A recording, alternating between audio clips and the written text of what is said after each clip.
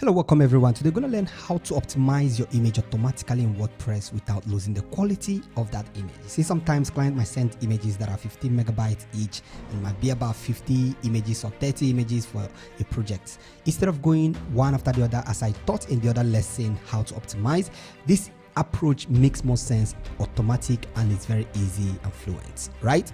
And this very quick tip I'll be actually dropping now is for persons who are managing and maintaining their client website. So when you're managing and maintaining your client website, this automatic update option shouldn't be enabled because sometimes client might need to turn that on and it might break your website if an update comes up with a bug. So the best practice here is to click on the screen option and disable this, so that way the client will see the option to automatically update. You will only be allowed to manually update anyone that is what has an update. And by the way, you can actually check which particular plugin is breaking the website, right? By the way, before we proceed, let's check the sponsor of today's video. Today's video is brought to you by Breakdance, the modern visual website builder for WordPress. It's easy for beginners to learn and powerful enough for the most advanced professionals. Breakdance is loaded with lots of features, including a premium pre-made template library, a robust form builder, AI content writing capability, a versatile pop-up builder, and a seamless WooCommerce integration. Whether you're just starting up your WordPress journey or you are seasoned pro looking for a better builder for your agency, now is the perfect time to build a better website with Breakdance. Try it today and experience the Breakdance difference. So now let's get into the business. First thing you need to do, click on Add New Plugin. All you need to search for is ASA, Admin Site Enhancement, I think, or Enhancer. Very good. So click on Install and click on Activate.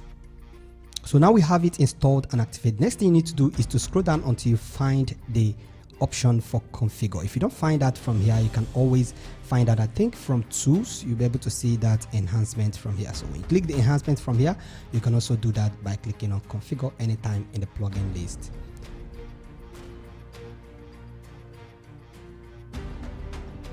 So these all features or all functions we have.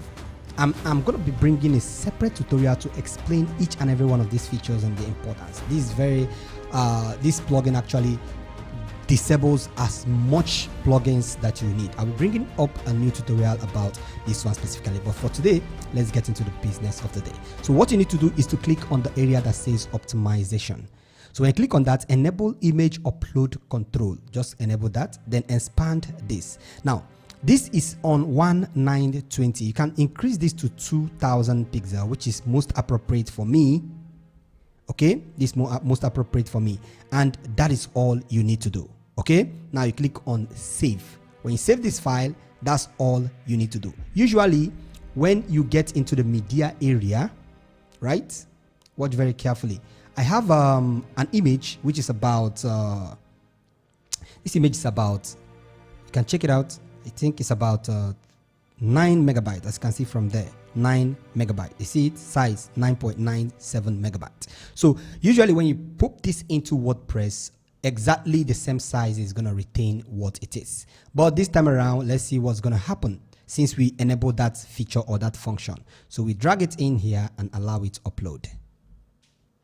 So it is done uploading. Now bear in mind, while it's uploading, it is automatically optimizing the image. Okay, while it's uploading, is doing just that for you. Now let's check the image and what the memory is now. You see, the image that is at a high resolution of a high memory of 9 megabytes is now reduced to just 305 kilobytes, which is less than 10% of the image. I said way less than 10% of the image. Now we still see the image itself. It retains the full quality of this particular image. As you can see from here, it retains the full quality. How can we confirm that? We can download the image, the main image itself. You see the full size, everything, every detail is very well informed. There is no loosed version of this. See, everything is very well cleared.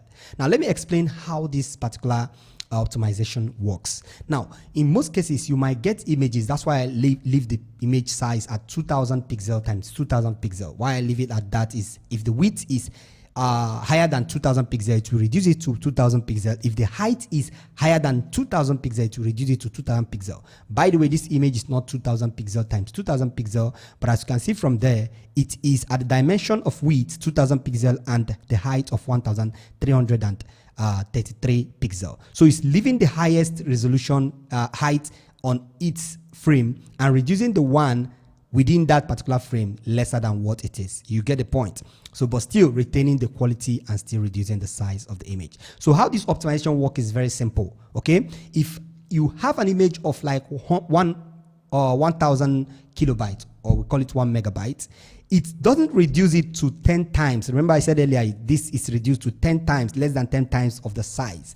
It doesn't reduce. If this is the case, how it applies to all images, then it means that if you have an image of 1 megabyte, it is going to reduce the image size to 35 kilobytes, which doesn't make any sense at all, because there is no how the image be reduced to 5 kilobytes and it actually retains the quality like this. So what it does is that it reduces to the lowest minimal that will still retain the quality of the image. So within 300 kilobyte to 500 kilobyte, that's what you'll be receiving in your optimization. Sometimes 250 kilobytes, I notice in some images that are lesser in memory. You get the point?